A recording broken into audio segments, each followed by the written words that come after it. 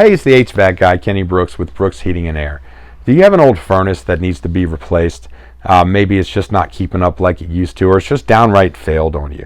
Well, codes have changed and there's a lot of new things that have to be kept up to date when you install a new furnace. Luckily, my installers are fully trained on all the latest codes.